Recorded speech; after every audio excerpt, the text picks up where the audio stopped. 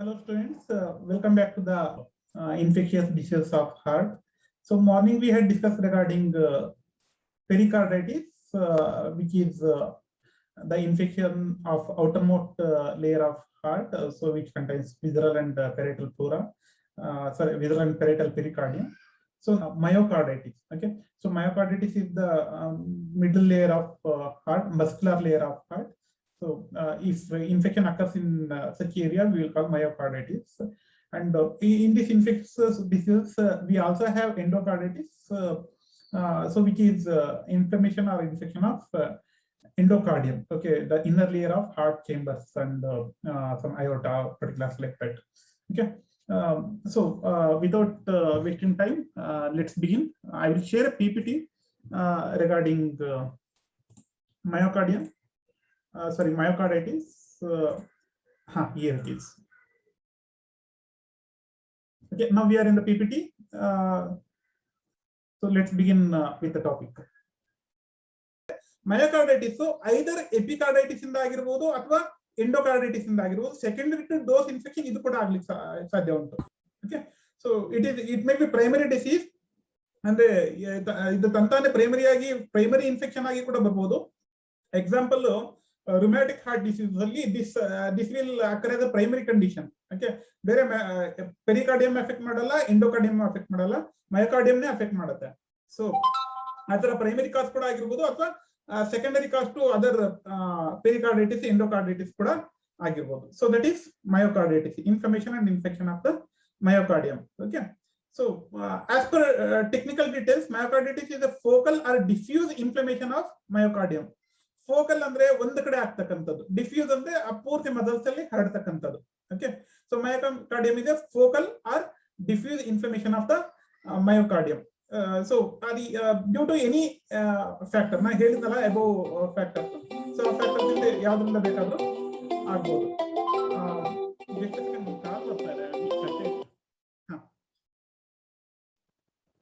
So that's regarding definition. Etiological factors usually result of viral, bacterial, meiotic, parasitic ಮತ್ತೆ protozoal. Okay, so ಇಂತ conditions ಇಂದ ಆಗಬಹುದು. Usually bacterial ಆಗಿದ್ರೆ such as streptococcus, ನ್ಯೂಮೋಕಾಕೈ ಅಥವಾ streptococcus ಪಯೋಜೆನಿಸಿಸ್, ಈ ತರದ್ದು ಬ್ಯಾಕ್ಟೀರಿಯಾಸ್ ಇಂದ ಕೂಡ ಆಗ್ಬೋದು. ಅಥವಾ ಸಮ್ ಸಾರ್ಟ್ ಆಫ್ ವೈರಸ್ ಅಥವಾ ಡ್ರಗ್ಸ್, ಸೊ ಈ ತರದ್ದು ಇನ್ಫೆಕ್ಷನ್ಸ್ ಗಳಿಂದ ಕೂಡ ಆಗ್ಬೋದು. ಮತ್ತೆ toxins, some sort of bacterial toxins can also cause myocarditis. Okay, parasitic, protozoal infections ಕೂಡ ಇದರಲ್ಲಿ ಇನ್ವಾಲ್ವ್ ಆಗಿರುತ್ತೆ. Okay, it may also occur as a result of acute systemic infections. Systemic infections ಅಂದ್ರೆ ಬ್ಲಡ್ ನ ಯಾವ ಆರ್ಗಾನಿಸಮ್ಸ್ ಇನ್ಫೆಕ್ಟ್ ಮಾಡ್ತಾವೋ, ಯಾವ bacterias infect ಮಾಡ್ತಾವೋ ಅಂತ bacterias ಗಳಿಂದ ಕೂಡ ಆಗ್ಬೋದು. ಫಾರ್ ಎಕ್ಸಾಂಪಲ್, ನೀವು ಮೈಕ್ರೋಬಯಾಲಜಿನಲ್ಲಿ ಓದಿರ್ಬೋದು. ನಾನು ಫಸ್ಟ್ ಇಯರ್ಸ್ಗೆ ತಗೊಂತಾ ಇದ್ದೆ ಕ್ಲಾಸ್ ಅಲ್ಲಿ. ಸೊ ಅಲ್ಲಿ ಸ್ಟೆಪ್ಟೋಕಾಕಸ್ ಪಯೋಜೆನಿಸಿಸ್, ಸ್ಟೆಪ್ಟೋಕಾಕಸ್ ಆರಿಯಸ್, ಸ್ಟೆಫೈಲೋಕಾಕಸ್ ಇವೆಲ್ಲ ಏನ್ ಮಾಡ್ತವೆ, ಬ್ಲಡ್ ನಲ್ಲಿ ಕೂಡ ಇದು ಇನ್ಫೆಕ್ಷನ್ ಕ್ರಿಯೇಟ್ ಮಾಡ್ತವೆ, septicaemia ಅಂತಾರಲ್ವಾ.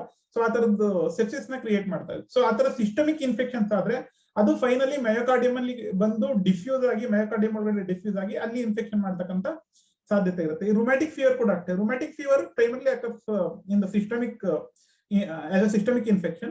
Later it also affects heart, which is called as rheumatic heart disease. So rheumatic fever later ಆಗಿ rheumatic heart disease ಆಗಿ ಅಥವಾ rheumatoid arthritis ಆಗಿ ಕನ್ವರ್ಟ್ ಆಗುತ್ತೆ. ಸೊ ಆ ತರದ ಕಾರಣಗಳಿಂದ ಕೂಡ ಆಗ್ಬೋದು. ಅಥವಾ ಇಮ್ಯುನೋಸಪ್ರೆಸಿವ್ ಥೆರಪಿ ಯಾರಾದ್ರೂ ರಿಸೀವ್ ಮಾಡ್ತಿದ್ದೆ, anybody who is receiving immunosuppression therapy, so ಅದರಿಂದ ಇಮ್ಯುನಿಟಿ ವೀಕ್ ಆಗುತ್ತೆ. ಇಮ್ಯುನಿಟಿ ವೀಕ್ ಆದ್ರೆ ultimately they can invade deepest part of the tissues our body. So myocardium ಅಲ್ಲಿ ಕೂಡ ಇನ್ಫೆಕ್ಟ್ ಮಾಡಬಹುದು. ಸೊ ಮಯೋಕಾರ್ಡಿಯಲ್ ಇನ್ಫೆಕ್ಟ್ ಮಾಡಿದ್ರೆ ಏನಾಗುತ್ತೆ, ಅದು ರೆಗ್ಯುಲರ್ ಆಗಿ ವರ್ಕಿಂಗ್ ಅಲ್ಲೇ ಇರೋದ್ರಿಂದ myocardium it immediately get damage. Okay, ಬೇರೆ ಕಡೆ ಇನ್ಫೆಕ್ಷನ್ ಆದ್ರೆ ಅದು ರಿಕವರ್ ಮಾಡ್ಕೊಳ್ಳಿಕ್ಕೆ ಚಾನ್ಸ್ ಇರುತ್ತೆ, but myocardium will not have any sort of recovery mechanism. Once it got inflamed, ಅದು ಯೂಶಲಿ ಮಯೋಕಾರ್ಡಿಯಲ್ಸ್ ಅಲ್ಲಿ ಡೆತ್ ಆಗುತ್ತೆ. ಅದು ಇದು ಒಂಥರ ಡಿಫ್ಯೂಸ್ ಆಗಿ, ನೆಕ್ರೋಟೈಸ್ ಆಗಿ, ಇದು ಮಯೋಗ್ಲೋಬಿನ್ ಎಲ್ಲ ಇದು ಬ್ಲಡ್ ಗೆ ರಿಲೀಸ್ ಆಗಿ ಇದಾಗ್ಬಿಡುತ್ತೆ, ಕರಗ್ಬಿಡುತ್ತೆ ಅಲ್ಲಿ. ಸೊ ಆ ತರ ಡ್ಯಾಮೇಜ್ ಆಗುತ್ತೆ. ಡ್ಯಾಮೇಜ್ ಆದಾಗ ಏನಾಗುತ್ತೆ, ಸರೌಂಡಿಂಗ್ ಟಿಶ್ಯೂ ನಲ್ಲಿ ಗ್ರಾನ್ಯುಲೋಮಾ ಅಂತ ಹೇಳಿ ಸೆಲ್ಸ್ ಫಾರ್ಮೇಶನ್ ಆಗ್ತದೆ, that further inflames surrounding myocardial cells. So ಆ ತರ ಎಲ್ಲ ಆಗೋದ್ರಿಂದ ಏನಾಗುತ್ತೆ, further it reduces contractility of that cardiac muscle cells. So contractility ಕಮ್ಮಿ ಆಗುತ್ತೆ, ಕಾಂಟ್ಯಾಕ್ಟಿಲಿಟಿ ಕಮ್ಮಿ ಆಗೋದ್ರಿಂದ ಅಲ್ಟಿಮೇಟ್ಲಿ ಕಾರ್ಡಿಯಾಕ್ ಔಟ್ಪುಟ್ ಕಮ್ಮಿ ಆಗುತ್ತೆ. So that will be definitely simply explain this pathophysiology. Okay, due to any sort of viral infection or etiological factor, there will be inflammation and injury. So primary that forms scarring or inflammation. Okay, so scarring or inflammation adre alli granuloma formation agutte, which causes inflammation. Other tissues alli granuloma form adre enagutte, that usually tends to prevent sort of infectious bacteria, and our tissue will regrow. ನಮ್ಮ ಟಿಶ್ಯೂಗಳು damage ಆಗುತ್ತೆ, but ಅದು ರೀಗ್ರೋ ಆಗುತ್ತೆ. But ಮಯೋಕಾರ್ಡಿಯಂ ಅಲ್ಲಿ ಏನಾಗುತ್ತೆ, regrow ಆಗ್ಲಿಕ್ಕೆ sufficient time ಇರೋದಿಲ್ಲ. It will be working. So myocardium it will not be in rest. So ಅದನ್ನ ಸ್ವಲ್ಪ ಮಟ್ಟಿಗೆ ಕಾಂಪನ್ಸೇಟ್ ಮಾಡ್ತೀವಿ as a compensatory mechanism. Cardiac contractility ಕಮ್ಮಿ ಆಗುತ್ತೆ. ಕಾರ್ಡಿಯಾಕ್ ಕಾಂಟ್ರಾಕ್ಟಿಲಿಟಿ ಕಮ್ಮಿ ಆದ್ರೆ ಎಜಾಕ್ಯುಲೇಟರಿ ವಾಲ್ಯೂಮ್ ಅಥವಾ ಇದು ಕಾರ್ಡಿಯಾಕ್ ಔಟ್ಪುಟ್ ಅಲ್ಟಿಮೇಟ್ಲಿ ಕಮ್ಮಿ ಆಗೋಗ್ತಾ ಹೋಗುತ್ತೆ. ಸೊ ದ ಫಿಫ್ತ್ ಪಾಯಿಂಟ್ ಏನ ತೋರಿಸಿದ್ರೆ ಡಿಕ್ರೀಸ್ಡ್ ಕಾರ್ಡಿಯಾಕ್ ಔಟ್ಪುಟ್ ಅಂತ. So that's ultimately because of such sort of process. Okay, so when cardiac output decreases, all the symptoms of ischemic heart disease ಆಗಬಹುದು, ಕಂಜೆಕ್ಟಿವ್ heart failure ಆಗಿರ್ಬೋದು, ಅದು ಕಾಣಿಸ್ಕೊಳ್ತಾ ಹೋಗುತ್ತೆ. Okay, ಯಾವಾಗ heart ಕರೆಕ್ಟಾಗಿ pump ಮಾಡಕ್ಕಾಗದೇನೆ ಸಮಸ್ಯೆ ಆಗುತ್ತೋ ಆ ತರದ ಸಿಂಪ್ಟಮ್ಸ್ ಇದರಲ್ಲಿ ಕಾಣಿಸ್ಕೊಳ್ತಾ ಹೋಗುತ್ತೆ. ಪೆರಿಕಾರ್ಡೈಟಿಸ್, ಹಾರ್ಟ್ ಕಾಂಟ್ಯಾಕ್ಟ್ ಆಗಿ ರಿಲ್ಯಾಕ್ಸ್ ಆಗಿ ಜಾಗ ಇರೋದಿಲ್ಲ, ಆ ಕಾರಣದಿಂದ ಕಾರ್ಡಿಯಾಕ್ ಔಟ್ಪುಟ್ ಕಮ್ಮಿ ಆಗುತ್ತೆ. ಸೊ ಮಯೋಕಾರ್ಡೈಟಿಸ್ ಅಲ್ಲಿ ಹಾರ್ಟ್ ಮಸಲ್ಸ್ಗೆ ಸ್ಟ್ರೆಂತ್ ಇಲ್ದಂಗ ಆಗೋದ್ರಿಂದ, ಡ್ಯಾಮೇಜ್ ಆಗೋದ್ರಿಂದ, ಸೊ ಪರ್ಟಿಕ್ಯುಲರ್ ಪಾರ್ಟ್ಸ್ ಆತರ ಆಗ್ಲಿಕ್ಕೆ ಚಾನ್ಸಸ್ ಉಂಟು. ಇನ್ನ ಕಾರ್ಡಿಯೋಮೆಗಲಿ, ಎನ್ಲಾರ್ಜ್ಮೆಂಟ್ ಆಫ್ ಹಾರ್ಟ್, ಈ ತರದ ಸಿಂಪ್ಟಮ್ಸ್ ಕೂಡ ಕಾಣಿಸ್ತಾರೆ ವೆನ್ ಸ್ಪೆಷಲಿ ಇನ್ ಮಯೋಕಾರ್ಡೈಟಿಸ್. ಯಾಕಂದ್ರೆ ಎಂಟೈರ್ ಮಸಲ್ ಏರಿಯಾ ಅಫೆಕ್ಟ್ ಆಗೋದ್ರಿಂದ ಆ ಇನ್ಫ್ಲಮೇಷನ್ ಇಂದ ಎನ್ಲಾರ್ಜ್ಮೆಂಟ್ ಆಗ್ಲಿಕ್ಕೆ ಚಾನ್ಸಸ್ ಉಂಟು. ಓಕೆ, ಸೊ ಇದರಲ್ಲಿ ಕಂಜೆಕ್ಟಿವ್ ಹಾರ್ಟ್ ಫೇಲ್ಯೂರ್ ಸಿಂಪ್ಟಮ್ಸ್ ಇರುತ್ತೆ. So the symptoms, as I said, ಅದರಿಂದ ಏನೇ ಸಿಂಪ್ಟಮ್ಸ್ ಆಗುತ್ತೆ ಅಂದ್ರೆ ಬೇಸಿಕಲಿ ಫೀವರ್ ಇದ್ದೇ ಇರುತ್ತೆ due to sort of infection.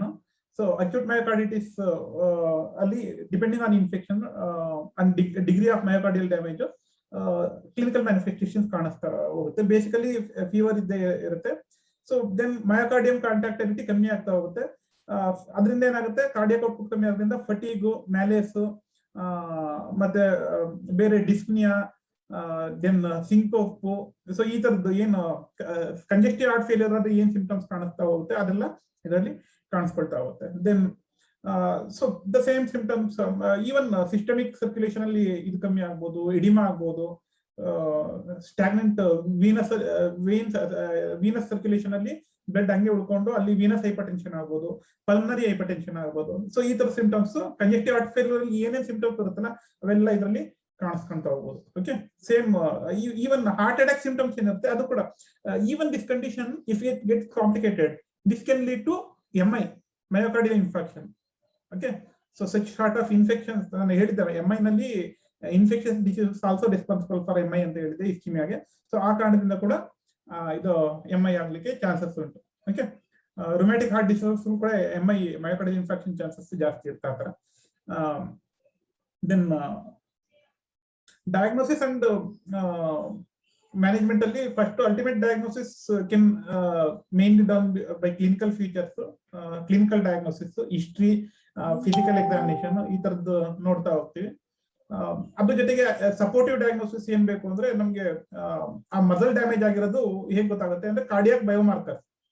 Okay, ಈಗ MI ನಲ್ಲಿ ನಾನು ಹೇಳಿದ್ದೆ ಇದು ಕಾರ್ಡಿಯಾಕ್ ಮಸಲ್ ಡ್ಯಾಮೇಜ್ ಆದ್ರೆ ಮಯೋಗ್ಲೋಬಿನ್ ಮತ್ತೆ ಕೆಲವು sort of pigments, specially muscle cells break down ಆಗಿ ಗ್ಲೋಬುಲಿನ್ಸ್ ರಿಲೀಸ್ ಆಗುತ್ತಲ್ಲ ಬ್ಲಡ್ ಗೆ. ಸೊ ಅವು ಬ್ಲಡ್ ಅಲ್ಲಿ ಕಾಣಿಸ್ಕೊಳ್ತಾ ಹೋಗುತ್ತೆ ಅಂತ. ಸೊ ಆ ಕಾರ್ಡಿಯಾಕ್ ಬಯೋಮಾರ್ಕರ್ಸ್ ಬ್ಲಡ್ ಅಲ್ಲಿ ಕಾಣಿಸ್ಕೊಳ್ತಾ ಹೋಗುತ್ತೆ, ಅದನ್ನ ಟೆಸ್ಟ್ ಮಾಡೋದು. ಮತ್ತೆ ಕಾರ್ಡಿಯಾಕ್ ಔಟ್ಪುಟ್ ಕಮ್ಮಿ ಆಗಿದೆ ಇಲ್ಲ ಅನ್ನೋದಕ್ಕೆ ರೆಗ್ಯುಲರ್ ಇದು ಕಾರ್ಡಿಯಾಕ್ ಮಾನಿಟರಿಂಗು, ICU ನಲ್ಲಿ ಹಾಕ್ಬೇಕಾಗುತ್ತೆ, ಕಾರ್ಡಿಯಾಕ್ ಮಾನಿಟರಿಂಗ್ ಮಾಡ್ಬೇಕಾಗುತ್ತೆ, ECG ರೆಕಾರ್ಡ್ ಮಾಡ್ಬೇಕಾಗುತ್ತೆ. ECG ನಲ್ಲಿ ಸೇಮ್ ಏನು ವೆಂಟ್ರಿಕ್ಯುಲರ್ ಕಾಂಟ್ರಾಕ್ಷನ್ ಗೆ ಸಮಸ್ಯೆಗಳು ಏನಿರ್ತಾವಲ್ಲ ಆ ತರದ್ದು ವೇರಿಯೇಷನ್ಸ್ ಕಾಣಿಸ್ತಾ ಹೋಗುತ್ತೆ. ECG ನಲ್ಲಿ ನಮ್ಗೆ QRS ಕಾಂಪ್ಲೆಕ್ಸ್ ಉಲ್ಟಾ ಫಾರ್ಮ್ ಆಗುತ್ತೆ, ಟಿ ವೇವ್ ಕರೆಕ್ಟ್ ಫಾರ್ಮ್ ಆಗೋದಿಲ್ಲ, ಅಂದ್ರೆ ರಿಲ್ಯಾಕ್ಸ್ ಆಗೋದಿಲ್ಲ. ಮತ್ತೆ ಡಿಸ್ರಿದ್ಮಿಯಾಸ್, ಅರಿದ್ಮಿಯಾಸ್ ಸೊ ಅವು ಇರ್ತವೆ. ECG ನಲ್ಲಿ ಅದು ಈಸಿಯಾಗಿ ಗೊತ್ತಾಗುತ್ತೆ. ಇದ್ರಲ್ಲಿ ಕೊಟ್ಟಿದ್ದಾರೆ ನೋಡಿ ಡಯಾಗ್ನೋಸಿಸ್ ಅಲ್ಲಿ. ECG ನಲ್ಲಿ ಏನ್ ನೋಡ್ಬೋದು ಅಂದ್ರೆ ಅರಿಥ್ಮಿಯಾಸ್ ಅಥವಾ ಡಿಸ್ಅರಿಥ್ಮಿಯಾಸ್ ನ ನೋಡ್ಬೋದು. ಮತ್ತೆ ಇನ್ನೊಂದು ಟೈಪ್ ಆಫ್ ಮೆಥಡ್ ಏನಂದ್ರೆ ಡಯಾಗ್ನೋಸಿಸ್ ಅಲ್ಲಿ ದಿಸ್ ಲ್ಯಾಬ್ ಟೆಸ್ಟ್ಸ್ ಅಲ್ಲಿ WBC ಜಾಸ್ತಿ ಆಗಿರುತ್ತೆ. ಇನ್ಫೆಕ್ಷನ್ ಇದೆ ಅಂದ್ರೆ WBC ಜಾಸ್ತಿ ಆಗಿರುತ್ತೆ. ಜೊತೆಗೆ ESR erythrocyte sedimentation rate. So basically ನೀವು ಯಾವುದೇ ಲ್ಯಾಬ್ ಹೋಗ್ಲಿ ಇದು WBC ESR ಮಾಡೇ ಮಾಡ್ತಾರೆ. ESR ಅಂದ್ರೆ ಎರಿಥ್ರೋಸೈಟ್ ಎಷ್ಟು ಬೇಗ ಸೆಡಿಮೆಂಟ್ ಆಗ್ತವೆ ಅನ್ನೋದ್ರ ಮೇಲೆ ಇನ್ಫೆಕ್ಷನ್ ಎಷ್ಟಾಗಿದೆ ಅಂತ ಕೂಡ ಗೊತ್ತಾಗುತ್ತೆ. ಸೊ ತುಂಬಾ ಥಿನ್ ಇರುತ್ತೆ ಬ್ಲಡ್ ಇನ್ಫೆಕ್ಷನ್ ಆದಾಗ ಎರಿಥ್ರೋಸೈಟ್ಸ್ ಬೇಗ ಸೆಡಿಮೆಂಟ್ ಆಗ್ತವೆ. ESR ರೇಟ್ ಜಾಸ್ತಿ ಇರುತ್ತೆ. ಓಕೆ, ಸೊ ಅದನ್ನ ಕೂಡ ಟೆಸ್ಟ್ ಮಾಡ್ತಾರೆ. ಸೊ ಹಂಗೆ other parameters like arterial blood gas analysis, pulse oximetry readings, ಇವು ಕೂಡ ತುಂಬಾ ಹೆಲ್ಪ್ಫುಲ್ ಆಗ್ತವೆ ಪೇಷಂಟ್ಸ್ ಕಂಡೀಷನ್ ನ ಮಾನಿಟರ್ ಮಾಡ್ಲಿಕ್ಕೆ. ಮತ್ತೆ ಹಿಮೋಡೈನಮಿಕ್ ಸ್ಟೇಟಸ್ ಕರೆಕ್ಟ್ ಆಗಿದೆಯಲ್ವಾ ಅನ್ನೋದನ್ನ ನೋಡ್ಲಿಕ್ಕೆ ನಮ್ಗೆ ಬೇಕಾದ ಕಾರ್ಡಿಯಾಕ್ ಕ್ಯಾಥೆಟರೈಸೇಷನ್ ಮಾಡ್ಬೋದು, ಅಥವಾ ಅದರ್ ಕಂಟಿನ್ಯೂಸ್ ಬ್ಲಡ್ ಇದು BP ಮಾನಿಟರಿಂಗು, ಈ ಪಲ್ಸ್ ಮಾನಿಟರಿಂಗ್, ಈ ಇದ್ರಲ್ಲಿ ಹೇಳಿದ್ನಲ್ಲ ಪೆರಿಕಾರ್ಡೈಟಿಸ್ ನಲ್ಲಿ ಕಾರ್ಡಿಯಾಕ್ ಟ್ಯಾಂಪೋನೈಡ್ ಎಲ್ಲ ಆಗುತ್ತೆ ಅಂತ, ಅದನ್ನ ಎಲ್ಲ ನೋಡ್ಲಿಕ್ಕೋಸ್ಕರ ಇದು ಬ್ಲಡ್ ಪ್ರೆಷರ್ ಅಲ್ಲಿ ಪಲ್ಸ್ ಪ್ರೆಷರ್ ನ ಕೂಡ ನೋಡ್ಬೇಕಾಗುತ್ತೆ. ಓಕೆ, ದೆನ್ ಒಂದು ಡಯಾಗ್ನೋಸಿಸ್ ಏನಂದ್ರೆ ಎಂಡೋಮಯೋಕಾರ್ಡಿಯಲ್ ಬಯಾಪ್ಸಿ ಅಂತ, EMB ಅಂತ ಹೇಳ್ತಾರೆ. EMB ಶಾರ್ಟ್ ಫಾರ್ಮ್ ಅಲ್ಲಿ EMB ಅಂತ ಹೇಳ್ತಾರೆ.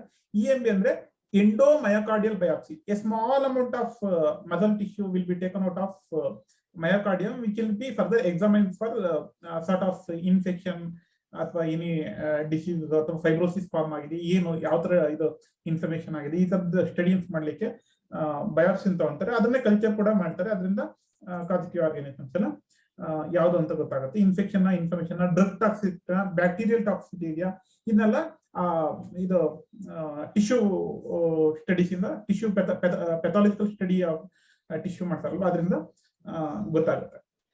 ಸೊ ಇದೆಲ್ಲ ಐಡೆಂಟಿಫೈ ಮಾಡ್ಕೊಂಡ್ಮೇಲೆ ಟ್ರೀಟ್ಮೆಂಟ್ ಬರ್ಬೇಕಾಗತ್ತೆ. ಅಂದ್ರೆ other then emergency treatment, this is regular treatment. Emergency treatment ಏನಿರುತ್ತೆ ಅಂದ್ರೆ for unlike any other condition, MI ಆಗಿರ್ಬೋದು ಅಥವಾ ಕಂಜೆಸ್ಟಿವ್ ಹಾರ್ಟ್ ಫೇಲ್ಯೂರ್ ಆಗಿರ್ಬೋದು, ಪೆರಿಕಾರ್ಡೈಟಿಸ್ ಆಗಿರ್ಬೋದು, ಹಾರ್ಟ್ ಫೇಲ್ಯೂರ್ ಆಗಿರ್ಬೋದು, ಎಲ್ಲ ಕಂಡೀಷನ್ಸ್ ಅಲ್ಲೂ ಎಮರ್ಜೆನ್ಸಿ ಮ್ಯಾನೇಜ್ಮೆಂಟ್ ಏನಿರುತ್ತೆ, ultimately improve cardiac contractility improve ಮಾಡ್ಬೇಕಂದ್ರೆ ಏನ್ ಮಾಡ್ಬೇಕು, ಡಿಜಿಟಾಲಿಸ್ ಟೈಪ್ ಆಫ್ ಡ್ರಗ್ಸ್, ಡಿಗಾಕ್ಸಿನ್ ಅಂತ ಏನ್ ಹೇಳ್ತಾರೆ, which increases cardiac muscle contraction, ಅದನ್ನ ಸ್ವಲ್ಪ ಕೊಡ್ಬೇಕಾಗುತ್ತೆ. ಪೇಷಂಟ್ ಗೆ ರೆಸ್ಟ್ ಕೊಡ್ಬೇಕಾಗುತ್ತೆ, ಅಡಿಕ್ವೇಟ್ ಬೆಡ್ ರೆಸ್ಟ್ ಕೊಡ್ಬೇಕಾಗುತ್ತೆ. ಅದರಿಂದ ಅವ್ರಿಗೆ ಆಕ್ಸಿಜನ್ ಡಿಮ್ಯಾಂಡ್ಸ್ ಕಮ್ಮಿ ಆಗ್ತಾ ಹೋಗುತ್ತೆ. ಎಷ್ಟು ಆಕ್ಸಿಜನ್ ಡಿಮ್ಯಾಂಡ್ ಕಮ್ಮಿ ಆಗುತ್ತೋ ಅಷ್ಟು ಹಾರ್ಟ್ ನಿಧಾನ ಬೀಟ್ ಆದ್ರೂ ಏನ್ ಸಮಸ್ಯೆ ಬರೋದಿಲ್ಲ. ಸೊ ಅದನ್ನ ನೋಡ್ಬೇಕಾಗುತ್ತೆ. ಅಡಿಕ್ವೇಟ್ ಇದು ಬೆಡ್ ರೆಸ್ಟ್ ಮತ್ತೆ comfortable positions. In case volume excess ಆಗಿ ಸರ್ಕ್ಯುಲೇಷನ್ ಸರಿಯಾಗದೇ, ಯೂರಿನ್ ಎಲಿಮಿನೇಟ್ ಆಗದೇ, ಎಡಿಮಾ ಆಗಿ ಅಕ್ಯುಮುಲೇಟ್ ಆಗಿ ಕಿಡ್ನಿ ಫಿಲ್ಟ್ರೇಷನ್ ಆಗದೇ ಫ್ಲೂಯಿಡ್ ಏನಾದ್ರು ಉಳ್ಕೊಂಡ್ರೆ ಡಯೂರಿಟಿಕ್ಸ್ ಕೊಟ್ಟು ನಾವು ಎಕ್ಸೆಸಿವ್ ಫ್ಲೂಯಿಡ್ ನ ಹೊರಗಡೆ ತೆಗಿಬೇಕಾಗುತ್ತೆ. So means cardiac output impair ಆದ್ರೆ ನೀವು ಒಂದು ನೆನ್ಪಿಟ್ಕೊಳ್ಳಿ, it also affects glomerular filtration. ಕಿಡ್ನಿನಲ್ಲಿ ಫಿಲ್ಟರ್ ಆಗಕ್ಕೆ ಪ್ರೆಷರೇ ಇರೋದಿಲ್ಲ. ಓಕೆ, ಸೊ ಬ್ಲಡ್ ಪ್ರೆಷರ್ ಕಮ್ಮಿ ಆಗೋಗ್ಬಿಡುತ್ತೆ. ಸೊ ಈಗ ಗ್ಲಾಮುರುಲಸ್ ನಲ್ಲಿ ಎಷ್ಟು ಅಡಿಕ್ವೇಟ್ ಪ್ರೆಷರ್ ಬೇಕೋ ವಾಟರ್ ಡಿಫ್ಯೂಸ್ ಆಗಿ ಇದು ಫಿಲ್ಟರ್ ಆಗ್ಲಿಕ್ಕೆ ಆ ಪ್ರೆಷರ್ ಇರೋದಿಲ್ಲ. ದೆನ್ ಅಲ್ಟಿಮೇಟ್ಲಿ ಅದು ಏನಾಗುತ್ತೆ, ವೀನಸ್ ಸಿಸ್ಟಮ್ ಅಲ್ಲಿ ಸ್ಟಾಗ್ನೆಂಟ್ ಆಗುಳಿಯುತ್ತೆ full amount of fluid which we take. Okay, ಆ ಫ್ಲೂಯಿಡ್ ನ ಇದು ಮಾಡ್ಲಿಕ್ಕೆ ನಾವು ಡಯೋಟಿಕ್ಸ್ ಕೊಡ್ಬೇಕಾಗುತ್ತೆ, ಇಂಟೇಕ್ ಔಟ್ಪುಟ್ ಚಾರ್ಟ್ ಮ್ಯಾನೇಜ್ ಮಾಡ್ಬೇಕಾಗುತ್ತೆ. That comes in the nursing management. Bed rest ಮತ್ತೆ ಆಕ್ಸಿಜನ್ ಥೆರಪಿ ಲೈಕ್ ಎಲ್ಲೆಲ್ಲಿ ಆಕ್ಸಿಜನ್ ಡಿಮ್ಯಾಂಡ್ ಕಮ್ಮಿ ಆಗುತ್ತೋ ಅಲ್ಲಿ ಆಕ್ಸಿಜನ್ ಥೆರಪಿ ಹೇಗೆ ಕೊಡ್ತಾರೋ ಅದೇ ತರ ಇಲ್ಲಿ ಕೂಡ ನಾವು ಕಾರ್ಡಿಯಾಕ್ ಔಟ್ಪುಟ್ ಕಮ್ಮಿ ಆಗಿ ಆಕ್ಸಿಜನ್ ಸರಿಯಾಗಿ ಸಪ್ಲೈ ಆಗದೆ ಇರೋದ್ರಿಂದ ಆಕ್ಸಿಜನ್ ಥೆರಪಿ ಮೂಲಕ ನಾವು ಸ್ವಲ್ಪ ಹೈಯರ್ ಅಮೌಂಟ್ ಆಫ್ ಆಕ್ಸಿಜನ್ ನಾವು ಸಪ್ಲೈ ಮಾಡಿ ಅದನ್ನ ಬ್ಯಾಲೆನ್ಸ್ ಮಾಡ್ಬೋದು, ಕಾಂಪನ್ಸೇಟ್ ಮಾಡ್ಬೋದು. ಸೊ ಅದಕ್ಕೆ ಆಕ್ಸಿಜನ್ ಥೆರಪಿ ಕೊಡ್ಬೇಕಾಗತ್ತೆ. ಇನ್ನ ಇನ್ಫೆಕ್ಷನ್ಸ್ ಇದ್ರೆ ಸ್ಟ್ರೆಪ್ಟೋಕಾಕಲ್ ಇನ್ಫೆಕ್ಷನ್ಸ್ ಅಥವಾ ಬೀಟಾ ಹಿಮೋಲೈಟಿಕ್ ಸ್ಟ್ರೆಪ್ಟೋಕಾಕ ಏನಾದ್ರು ಅಂತದಿದ್ರೆ ಪೆನ್ಸಿಲಿನ್, ಅಮಾಕ್ಸಿಲಿನ್, ಸೆಫ್ಲೋಸ್ಪೋರಿನ್ಸ್, ಸೊ ಈ ತರದ್ದು ಮೆಡಿಸಿನ್ಸ್ ಇಂದ ಅದನ್ನ ಕ್ಯೂರ್ ಮಾಡ್ತಾರೆ. ಅಂದ್ರೆ ಆಂಟಿಬಯೋಟಿಕ್ ಟ್ರೀಟ್ಮೆಂಟ್ ಮಾಡ್ಬೇಕಾಗುತ್ತೆ. ಸೊ ಇಷ್ಟು ಟ್ರೀಟ್ಮೆಂಟ್ ಪರ್ಪಸ್ ಆದ್ರೆ ನರ್ಸಿಂಗ್ ಮ್ಯಾನೇಜ್ಮೆಂಟ್ ಏನ್ ಫೋಕಸ್ ಮಾಡುತ್ತೆ, ಬಂದಾಗ ಪೇಷಂಟ್ ಗೆ ಎಮರ್ಜೆನ್ಸಿ ಸರ್ವಿಸ್ ಏನ್ ಬೇಕು, ಆಕ್ಸಿಜನ್ ಅಡ್ಮಿನಿಸ್ಟ್ರೇಷನ್ ಬೇಕಾ, ಪೇಷಂಟ್ ಸ್ಟೆಬಿಲಿಟಿ ನೋಡ್ಕೋಬೇಕಾ, ಹಿಮೋಡೈನಮಿಕ್ ಸ್ಟೇಟಸ್ ಮಾನಿಟರ್ ಮಾಡ್ಬೇಕಾ, ಅದನ್ನೆಲ್ಲ ಮಾಡ್ಕೊಂಡು ಪೇಷಂಟ್ ಇಸ್ ಬಿಟ್ ಸ್ಟೇಬಲ್ ಅಂತ ಅನ್ಸಿದ್ರೆ ನಾವು ಫರ್ದರ್ ನರ್ಸಿಂಗ್ ಇಂಟರ್ವೆನ್ಷನ್ಸ್ ಹೋಗ್ಬೇಕು. Okay, so these are basic immediate interventions, life saving measures. ಮತ್ತೆ ಕಾರ್ಡಿಯಾಕ್ ಕಾಂಟ್ರಾಕ್ಟಿಲಿಟಿ ಇಂಪ್ರೂವ್ ಆಗಿ ಡಾಕ್ಟರ್ಸ್ ಏನೇನು ಪ್ರಿಸ್ಕ್ರೈಬ್ ಮಾಡ್ತಾರೆ ಆ ಮೆಡಿಸಿನ್ ಅಡ್ಮಿನಿಸ್ಟರ್ ಮಾಡಬೇಕು, ಹಿಮೋಡೈನಮಿಕ್ ಮಾನಿಟರ್ ಮಾಡಬೇಕು, ಕಾರ್ಡಿಯಾಕ್ ಎಕ್ಸರ್ಸೈಸೇಷನ್ ಇದ್ರೆ ಮಾಡ್ಬೇಕಾಗುತ್ತೆ, ಅಥವಾ ಕಾರ್ಡಿಯಾಕ್ ಮಾನಿಟರ್ನ ಆಡ್ ಮಾಡ್ಬೇಕಾಗುತ್ತೆ, ಪಲ್ಸ್ ಆಕ್ಸಿಮೀಟರ್ ಆಡ್ ಮಾಡ್ಬೇಕಾಗುತ್ತೆ for immediate current status of patient. So ಆ ಪೇಷಂಟ್ ಮಯೋಕಾರ್ಡಿಯಲ್ ಇನ್ಫಾಕ್ಷನ್ ಸಿಂಪ್ಟಮ್ಸ್ ಕಡೆ ಹೋಗ್ತಾ ಇದೆಯಾ, ರಿಕವರ್ ಆಗ್ತಾ ಇದೆಯಾ, ಹೇಗಿದೆ ಪೇಷಂಟ್ ಪ್ರಗ್ನೋಸಿಸ್ ಹೇಗಿದೆ ಅನ್ನೋದು ಇದ್ರ ಮೇಲೆ ಗೊತ್ತಾಗ್ತಕ್ಕಂಥದ್ದು. ಸೊ ಇಷ್ಟಾದ್ಮೇಲೆ then we will go for further management, temperature ಅಥವಾ regular monitoring of blood pressure, so ಇವನ್ನೆಲ್ಲ ಮಾನಿಟರ್ ಮಾಡ್ತೀವಿ. Cardiovascular assessment focus on signs and symptoms of the heart failure ಮತ್ತೆ ಡಿಸ್ರಿಥ್ಮಿಯಾ ಇದ್ರೆ ಅದಕ್ಕೆ ಏನ್ ಮ್ಯಾನೇಜ್ಮೆಂಟ್ ಮಾಡ್ಬೇಕು ಅದು ನೋಡ್ಬೇಕಾಗುತ್ತಲ್ಲ, ಅದಕ್ಕೋಸ್ಕರ ಆ ಹಾರ್ಟ್ ಫೇಲ್ಯೂರ್ ಮತ್ತೆ ಡಿಸ್ರಿಥ್ಮಿಯಾ ಸಿಂಪ್ಟಮ್ಸ್ ಏನಿದೆ ಅದನ್ನ ಐಡೆಂಟಿಫೈ ಮಾಡಿ ಡಾಕ್ಟರ್ಗೆ ಇನ್ಫಾರ್ಮ್ ಮಾಡ್ಬೇಕು. ಅದ್ರ ಸಿಂಪ್ಟಮ್ಸ್ ಏನಾದ್ರು ಕಂಡು ಬಂದ್ರೆ, so when patient comes in early stages, infection ಆದಾಗಲೇ ಫೀವರ್ ಆದಾಗಲೇ ಹಾಸ್ಪಿಟಲ್ ಬಂದು ಅಡ್ಮಿಟ್ ಆಗಿದ್ರೆ, so we know that there is a sudden acute onset of myocarditis. ಅದು ಫರ್ದರ್ ಕಾಂಪ್ಲಿಕೇಶನ್ ಹೋಗದಿರೋ ತರ ನೋಡ್ಕೋಬೇಕಾಗಿರೋದ್ರಿಂದ ಆ ಹಾರ್ಟ್ ಫೇಲ್ಯೂರ್ ಮತ್ತೆ ಇದ್ರ ಡಿಸ್ರಿಥ್ಮಿಯಾ ಸಿಂಪ್ಟಮ್ಸ್ ಯಾವ್ದು ಬಂದ್ರೆ ಅದನ್ನ ಇಮಿಡಿಯೇಟ್ ಆಗಿ ಐಡೆಂಟಿಫೈ ಮಾಡೋದು, ರಿಪೋರ್ಟ್ ಮಾಡೋದು ಮಾಡ್ಬೇಕಾಗುತ್ತೆ. ಮತ್ತೆ ಚೆಸ್ಟ್ಗೆ ಎಲಾಸ್ಟಿಕ್ ಕಂಪ್ರೆಷನ್ ಈ ತರದ್ದು ಮತ್ತೆ ಸ್ವಲ್ಪ ಪ್ಯಾಸಿವ್ ಎಕ್ಸರ್ಸೈಸಸ್ ಕೊಡೋದ್ರಿಂದ ಈ ಬ್ಲಡ್ ಸ್ಟಾಗ್ನೆಂಟ್ ಆಗಿ ಯೂರಿನ್ ಎಲಿಮಿನೇಟ್ ಆಗ್ದಂಗೆಲ್ಲ ಇದಾಗುತ್ತಲ್ಲ, ಆ ತರದ್ದು ಕಾಂಪ್ಲಿಕೇಶನ್ ಕಮ್ಮಿ ಆಗುತ್ತೆ. ಸ್ವಲ್ಪ ಸರ್ಕ್ಯುಲೇಷನ್ಗೆ ಪ್ಯಾಸಿವ್ ಎಕ್ಸರ್ಸೈಸಸ್ ಸ್ವಲ್ಪ ಸರ್ಕ್ಯುಲೇಷನ್ಗೆ ಹೆಲ್ಪ್ ಮಾಡ್ತಾರೆ. So this are all the things which we look in myocarditis. Okay, myocardial infection ಆದ್ರೆ ಇವನ್ನ ನೋಡ್ಬೇಕಾಗತ್ತೆ. ಇನ್ನು ನೀವು ನರ್ಸಿಂಗ್ ಕೇರ್ ಪ್ಲಾನ್ಸ್ ಅಥವಾ ನರ್ಸಿಂಗ್ ಇಂಟರ್ವೆನ್ಷನ್ಸ್, ನರ್ಸಿಂಗ್ ಡಯಾಗ್ನೋಸಿಸ್ ಏನಾದ್ರು ಬರೆಯೋದಾದ್ರೆ ನಾನು ಪೆರಿಕಾರ್ಡೈಟಿಸ್ ನಲ್ಲಿ ಏನ್ ಹೇಳಿದೆ ಸೊ ಅದೇ ಟೈಪ್ ನೀವು ಬರೀಬೇಕಾಗತ್ತೆ. Okay, immediate risk for myocardial infarction ಅಥವಾ risk for dysrhythmias related to disease condition ಬರುತ್ತೆ, ಅದು ಮೇನ್ ಪ್ರಯಾರಿಟೀಸ್ ಮೇಲೆ. ಯೂಶಲಿ ನರ್ಸಿಂಗ್ ಡಯಾಗ್ನೋಸಿಸ್ ಬರಬೇಕಾದ್ರೆ you have to write according to priority, ಅವನು ಫ್ಯಾಕ್ಟ್ ಬರೀಬೇಕಾಗುತ್ತೆ. Then routine nursing assessment, interventions, observing patient prognosis, haemodynamic status, ಅದಕ್ಕೆಲ್ಲ ನೀವು care plans ಬರೀಬಹುದು. Administration of ಮೆಡಿಸಿನ್ಗೆ ಒಂದು ಡಯಾಗ್ನೋಸಿಸ್ ಬರೀಬಹುದು. ಮತ್ತೆ ಪೇಷಂಟ್ ಏನು ಇರಿಟೇಬಲ್ ಮತ್ತೆ ವರಿಡ್ ಅಬೌಟ್ ಡಿಸೀಸ್ ಕಂಡೀಷನ್ ಇರುತ್ತಲ್ವಾ, ಅದಕ್ಕೆ ನೀವು ಪರ್ಟಿಕ್ಯುಲರ್ ಆಗಿ ಅದಕ್ಕೇನು ಇಂಟರ್ವೆನ್ಷನ್ಸ್ ಬೇಕು ಅದನ್ನ ನೀವು ನರ್ಸಿಂಗ್ ಡಯಾಗ್ನೋಸಿಸ್ ಮತ್ತೆ ಇಂಟರ್ವೆನ್ಷನ್ಸ್ ಬರೀಬಹುದು. ಸೊ ಫೈನಲಿ ಸಪೋರ್ಟಿವ್ ಮ್ಯಾನೇಜ್ಮೆಂಟ್ ಏನಾದ್ರು ಇದ್ರೆ ಅದಕ್ಕೆ ಇಂಟರ್ವೆನ್ಷನ್ಸ್ ಮತ್ತೆ ನರ್ಸಿಂಗ್ ಡಯಾಗ್ನೋಸಿಸ್ ಪ್ಲಾನ್ ಮಾಡಿ ಬರೀಬೇಕಾಗುತ್ತೆ. ಓಕೆ, ಸೊ ಈ ಮೆಡಿಸನ್ ಅಲ್ಲಿ ಪ್ರತಿಯೊಂದು ಡಿಸೀಸ್ ಕಂಡೀಷನ್ ಕೇರ್ ಪ್ಲಾನ್ಸ್ ಹೇಳ್ತಾ ಹೋಗೋದಿಲ್ಲ, ಬೇಸಿಕ್ ಇಂಪಾರ್ಟೆಂಟ್ ಇರೋ ಮಾತ್ರ ನಾವು ಮೆನ್ಷನ್ ಮಾಡಿ ಹೇಳ್ತಾ ಹೋಗ್ತೇವೆ. ಬೇರೆ ಇಟ್ಸ್ ಆಲ್ ಅಂಡರ್ಸ್ಟುಡ್. ಒಂದ್ಸತಿ ನಿಮ್ಗೆ ಬರೆಯೋದಕ್ಕೆ ಪ್ರಾಕ್ಟೀಸ್ ಆಗ್ತಾ ಹೋದ್ರೆ ಅದೇ ಪ್ಯಾಟರ್ನ್ ಇರುತ್ತೆ, ನರ್ಸಿಂಗ್ ಡಯಾಗ್ನೋಸಿಸ್ ಯಾವತ್ತೂ ಚೇಂಜ್ ಆಗೋದಿಲ್ಲ. ಬಟ್ ಇಂಟರ್ವೆನ್ಷನ್ಸ್, ಅಪ್ರೋಪ್ರಿಯೇಟ್ ಇಂಟರ್ವೆನ್ಷನ್ಸ್ ನ ಪ್ಲಾನ್ ಮಾಡಿ patient condition accordingly, clinical manifestations ಏನಿರುತ್ತೆ ಅದರ ಅಕಾರ್ಡಿಂಗ್ಲಿ ನೀವು ಬರಿತಾ ಹೋಗ್ಬೇಕಾಗುತ್ತೆ. So this regarding nursing management. Okay, ಅಥವಾ ಮಯೋಕಾರ್ಡೈಟಿಸ್ ಏನಾದ್ರು ಡೌಟ್ಸ್ ಇದೆ ಕೇಳ್ಬೋದು.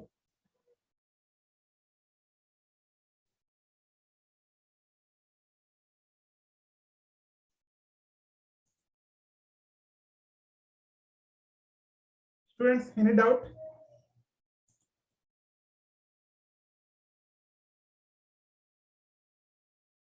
Gulfia, Anand, yaar Pavan, ಏನ ಡೌಟ್ಸ್ ಇದೆಯಪ್ಪ?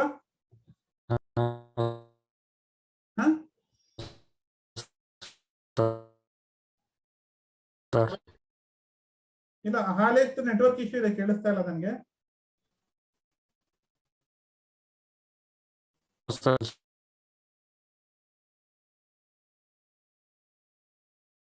ಸಂಗೀತ ಕ್ಲೀನ್ ಕೇಳಿಸ್ತಪ್ಪ? ನೆಟ್ವರ್ಕ್ ಇಶ್ಯೂ ಇತ್ತಾ? ಕ್ಲೀನ್ ಕೇಳಿಸ್ತಾ? ಕ್ಲೀನ್ ಕೇಳಿಸ್ತು sir. Okay okay okay. Then Gulfiya? Yes sir. Clean ಕೇಳಿಸ್ತಾ? ಹಾ ಸರ್ ಕೇಳಿಸ್ತು. ಓಕೆ. ಹಾ, ಎನಿಬಡಿ ಫೇಸ್ ನೆಟ್ವರ್ಕ್ ಇಶ್ಯೂ?